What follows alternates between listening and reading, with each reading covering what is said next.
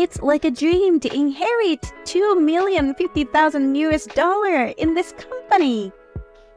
Upon hearing Emily's remarks, the employees began whispering among themselves, creating a buzz in the room. With a triumphant look, Emily puffed out her chest and declared to the murmuring employees, "Will you please be quiet? Because from now on, this is an important moment when this company and $2,050,000 will belong to my husband." The moment Emily made her remark, one of the employees couldn't help but chuckle. "Who was that? What's so funny?"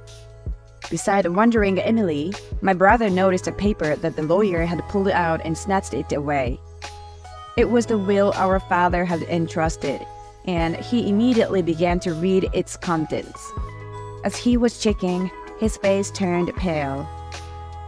"Is this for real? This is..." The sister-in-law, Emily, after receiving the will from her husband, screamed loud enough to echo in the room. "I am Catherine. I'm 29 years old and work in my father's company." My father, who started a business when he was young, seemed to have a talent for running a company. He managed to grow it into a relatively large enterprise in one generation, and it now employs many people. When he first started the business, there were debts, and I could see my father working desperately to earn a profit. Even as a child, I felt it was tough. My mother was doing back office work for my father's company. Even as it grew larger, as a high school student, I watched her work and decided that I wanted to be the first to support her when I graduated. My parents always told me to follow the path that I loved. However, my wish was to be of help in my father's company, which had grown through much hardship. When I joined his company, Mr. John was assigned as my mentor. John, a veteran employee, never judged me based on my title as the president's daughter. Instead, he taught me the ins and outs of our business in a strict yet very thorough manner.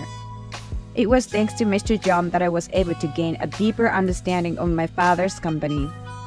On the other hand, my older brother, Tom, went to college to study business management.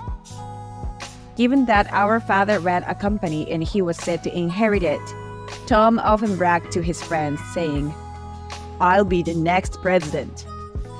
"What are you gonna do after graduation? Aren't you job hunting, Tom?" "I'm not doing job hunting. I've known since I was born that I'd join my father's company. Eventually, I'm gonna take over his business. So until then, I'm thinking of gaining experience and knowledge as an entrepreneur." "Oh, I see. The next president, huh?" "You won't have to worry about job hunting and your future is set. I'm jealous, but don't you have a younger sister? Isn't there a dispute about who will inherit your father's company?" "Yeah, I do have a sister. But she only has a high school diploma. And she's super low-key, so no worries there. Haha." "You're so confident. But who knows how it'll turn out?" "I think she's working behind the scenes in my dad's company, doing some administrative work. When I become a president, I might push her hard to work."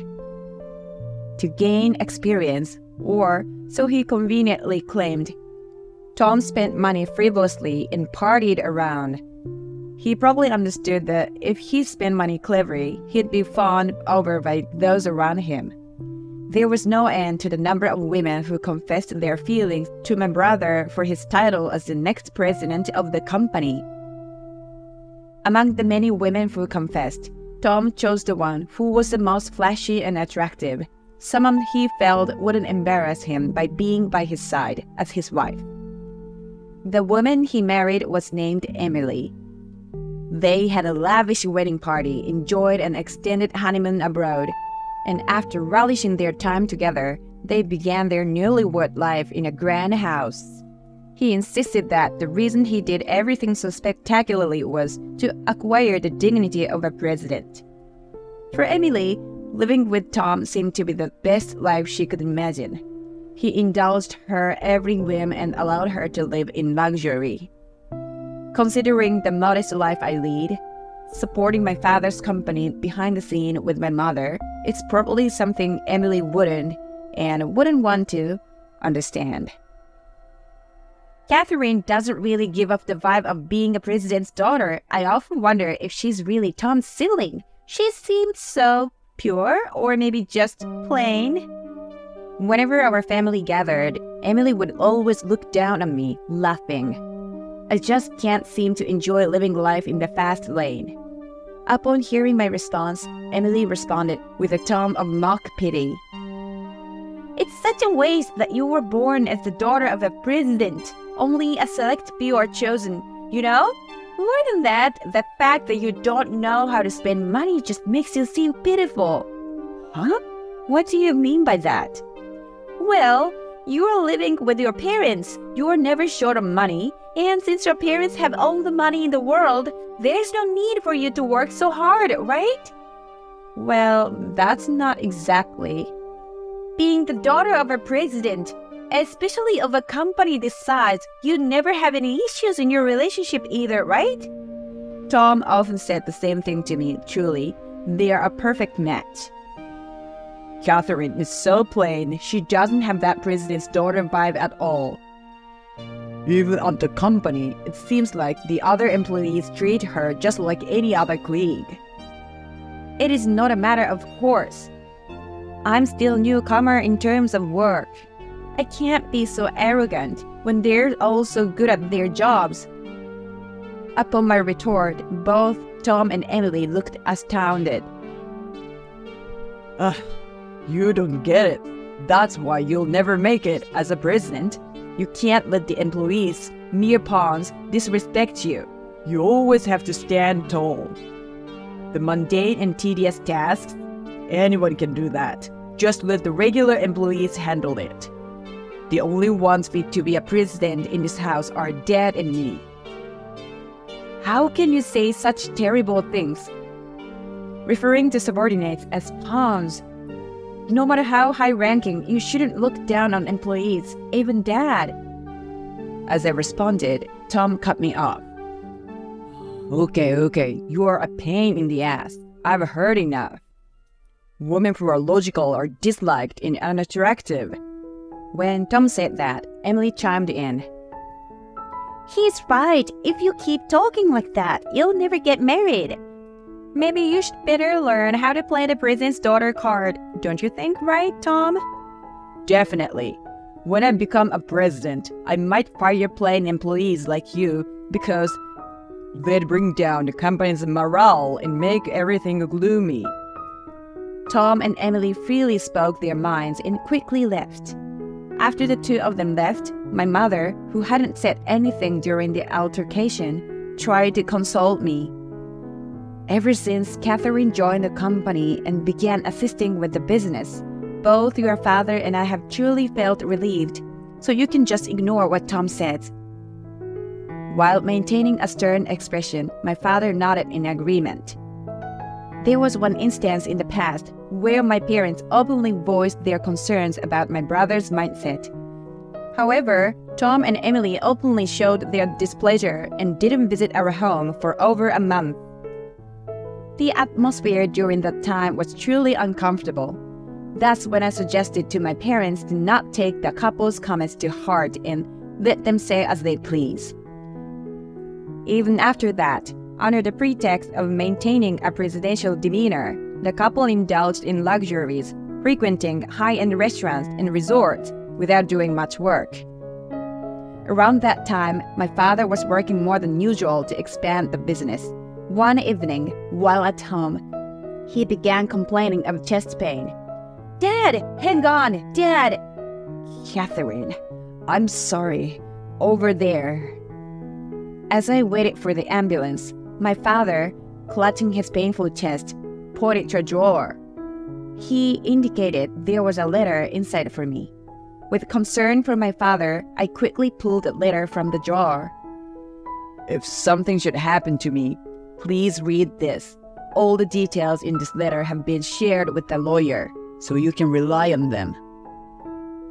My father, fading in and out of consciousness and struggling to breathe, lost consciousness just before the ambulance arrived. Despite being taken to the emergency room immediately, he never recovered and passed away. Tom and Emily were abroad at the time and were unable to be by my father's side in his final moments. They returned from their trip after my father's funeral 2 days after his passing. Phew, made it on time. Seriously, I wish Dad wouldn't collapse during an overseas trip.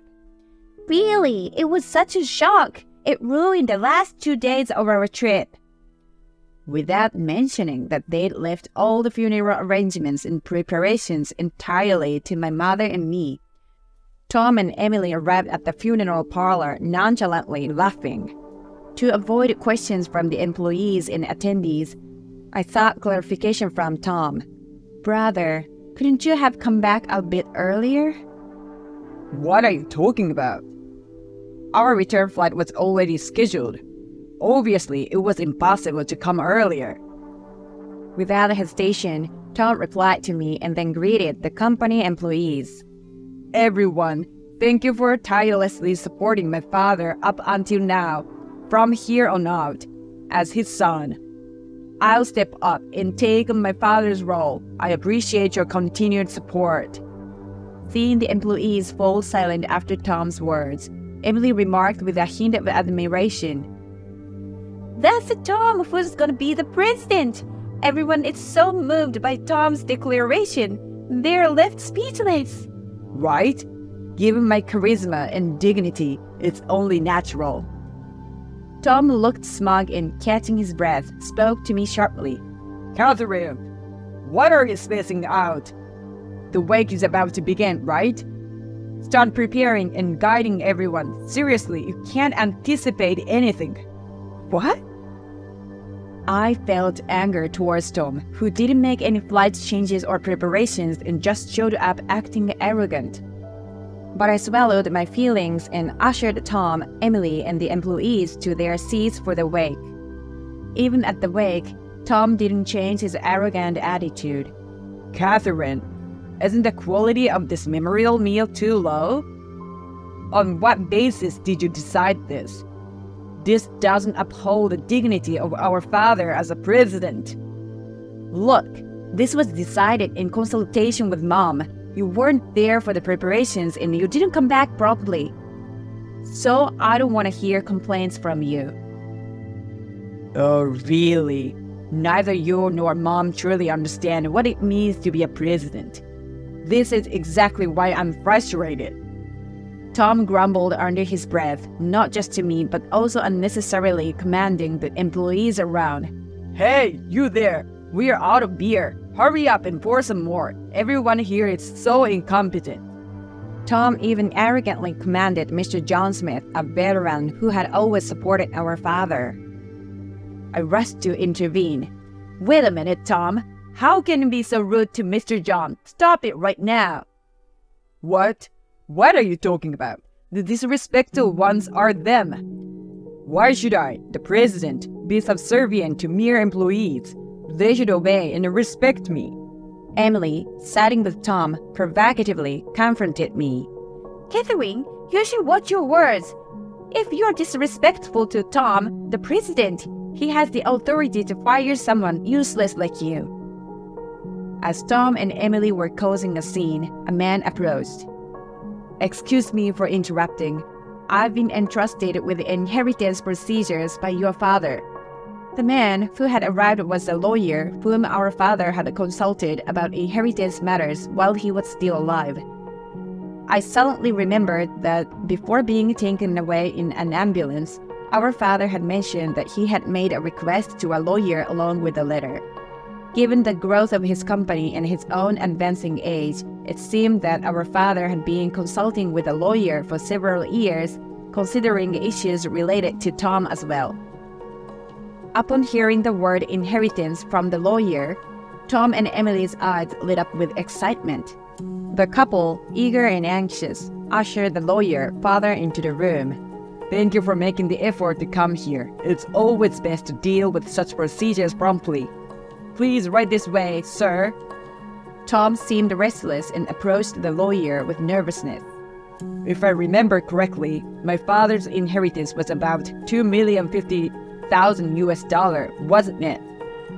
Upon hearing this amount, Emily jumped in joy and let out the sound of excitement. What? $2,050,000?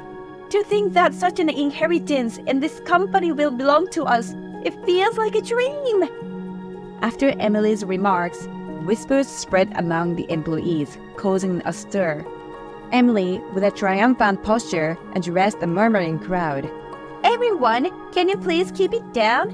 This is a precious moment when this company and the $2,050,000 will belong to its rightful owner.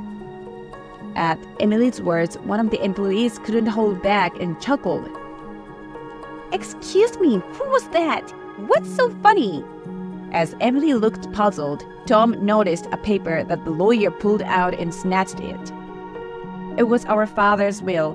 Tom quickly began to read, and his face turned pale as he did. Is this for real? Emily, this is... The will stated that the company would be handed over not to the elder son, Tom, but to the eldest daughter, me. After an unknown amount of time staring at the will, Tom snapped back to reality, becoming frantic. This is a lie. It's a mistake. There's no way this is true. The lawyer spoke to Tom with a troubled look. However, Tom, this will is legally recognized and is effective. Tom's voice became louder and more aggressive as he continued to speak. What are you talking about? I don't care about that. It's invalid. It's just invalid. It's ridiculous to think she would take over as a president instead of me. Maybe our father wrote this when he was senile due to old age? Yes, that must be it. A will written by a senile old man is invalid. My father-in-law wasn't in his right mind. At last, I lost my patience with my brother and sister-in-law. I couldn't just stand by and listen to Tom and Emily openly insult the father who had raised me and allowed me so much freedom throughout my life. I can't forgive anyone for belittling my father, who was dignified and admirable until the very end, even if they're family. Enough! What are you even saying? After being allowed to do as you please all this time, you dare insult our father? In my eyes, the idea of you becoming a president is unbelievable. My brother's face turned red and he was furious at my rebuttal. Oh, what grounds do you say I'm not fit to be a president? You only have a high school diploma, right? I studied management in college, so it's obvious that I'm the suitable one. Like before, I faced Tom without flinching. Tom, you are not fit to be a president. What have you ever done for the company? All you've done is play around without achieving anything, claiming it's the statue of a president. There's no way someone like you could become a president. What? Don't joke with me. I've prepared a suitable house to be one, and I've been working hard on my stature. It wasn't me just playing around. Don't make me laugh. By effort, do you mean building an extravagant mansion beyond your means? Or squandering money at fancy restaurants and trips? None of that contributes to the company or gives you that stature of a president. Moreover, I know about the funds you used to build your new house and the money you splurged. In fact, you got almost all of it funded by our father, didn't you? What? How do you know that? Did you hear it from our father? Listen. When our father fell ill, he entrusted a letter to me. It detailed the amount of money he spent on you and its total, and he mentioned that it was considered a gift while he was alive, so you no longer have a share in the inheritance. Hearing this, Emily quickly went to verify the information. Wait a minute, we didn't waste that much. If the inheritance is $2,050,000, it's strange for us not to have a share, right? Explain yourself. An employee, who couldn't help but laugh earlier, stepped forward and spoke in a calm tone to Emily. About that $2,050,000. It's not a president's personal assets, but the company's money. At least everyone present here knows this as common knowledge. No way! It's company money? Does that mean it's not an inheritance? What's that? I didn't hear that. I continued and told Emily. Yes, the company's money isn't subject to inheritance for the family. So Tom's share is almost non-existent. Sorry to break it to you, Emily. No way! This can't be true! Emily, in a state of shock, stood there speechless. The president's wife! $2,050,000 Tom suddenly stood up with vigor and shouted angrily at the employees. All of you, are you okay with having a dull and plain woman like Catherine as the face of this company? I'm definitely more suited for it. I have charisma comparable to my father. However, not a single person agreed with Tom's statement. Amidst this, Mr. John took a moment to breathe and then began speaking to Tom. The previous president indeed built this company from the ground up in a single generation and was a charismatic leader. But you, compared to him, are worlds apart. What? What are you talking about? What you possess is not charisma, but merely arrogance. Belittling and lording over us. What? Stop joking around. Unable to contain his anger at the calm rebuttal from the employee, Tom was trembling. It's true that as an employee, your name is listed here. However, we've hardly ever seen you working in this company. I believe every employee here feels the same. I was busy building connections outside. I can't be bothered with mundane office work that anyone can do. Are you saying that clubbing at night or going on trips is networking? What were you doing during the day? Your reasoning is absurd. With a sigh, Mr. John continued. While you were out wasting your time, Catherine was diligently handling the administrative work behind the scenes. Not only that, she spared no effort in getting to know this company that the previous president had built. Mr. John, you were watching. Her demeanor often reminded us of the previous president, and we all felt her sincerity. We, the employees, believed that Catherine should be the president of this company. The other employees also agreed with Mr. Johnson's opinion, raising their voices or nodding in agreement. Moved by the sentiment, I spoke with a quivering voice. Thank you all so much. I must admit, it's quite sudden and I'm a bit overwhelmed. I've felt my father's passion for this company up close. I cherish this company just as much as all of you do. I'm still inexperienced, but I ask for your continued support. Holding back tears, I bowed deeply, expressing my heartfelt gratitude, and was met with a round of applause from the employees. Drawing courage from the applause of the employees, I spoke clearly to my brother. This company didn't grow to what it is today just because of my father. We're here now because of the efforts of all of you. Someone who treats that contribution with disdain doesn't deserve to be the president. No, not even an employee. With the authority of the president, I am firing you. Upon hearing this, Tom became frantic and panicky. Catherine, what are you saying to your own brother? So what? Yes, you're my biological brother, but that's all. Didn't you declare that if you became a president, you'd fire me? Despite me being your sister, your family, you said you'd fire me, right? That was just a joke. Did you take it seriously? Listen, big brother. Just because we're family doesn't mean I have any intention of keeping a smooth talker who is incompetent on the payroll. I can't justify paying a useless salary to someone like that. It would be a bad example to all the employees.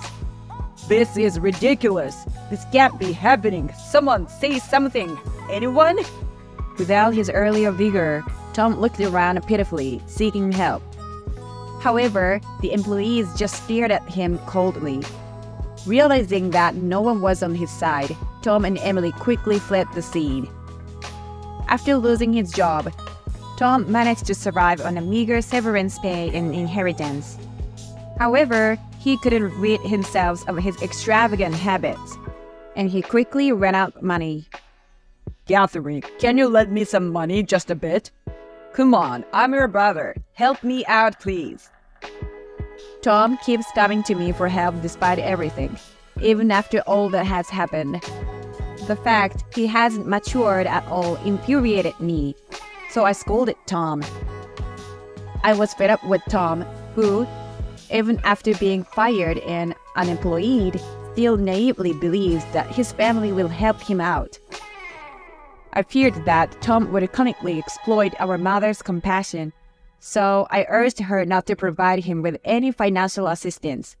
His friends, who used to pamper him, quickly changed their attitude and distanced themselves upon learning that the present position was taken by me. When Emily married Tom, she bragged about becoming the future president's wife and looked down on those around her.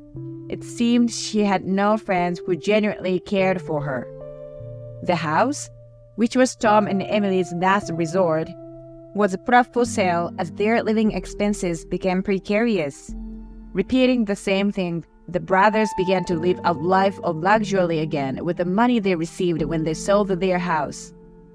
Naturally, with no income and such a lifestyle, the savings of Tom and Emily vanished in an instant. The couple couldn't even muster money for daily expenses, and they had nothing left to sell. Understandably panicked, Tom began job hunting. However, his misconduct were well known in the industry. As a result, no company was willing to hire Tom, who had never seriously worked or had any significant skills. The job Tom finally managed to secure after much difficulty was a part-time job at the convenience store. Tom, who had never humbled himself before others or done decent work, obviously struggled even with the convenience store job. It seems he constantly received criticism from his younger co-workers. Emily, who couldn't afford to be a stay-at-home wife any longer, started working part-time jobs, the very jobs she was looked down upon. She had said to be working from morning till night for a meager wage. On the other hand, I have been actively attending seminars and studying daily. I utilized the administrative skills I've learned over the years to help grow the company. Mr. John and the other employees have become my support pillars, and the business is steadily growing. The incident with Tom might have served as a reminder of the company's values to the employees, possibly strengthening our bond even more. I pledged to protect both my mother and the company and to grow the business even more, with the employees by my side, hoping my father could look down from heaven with a smile.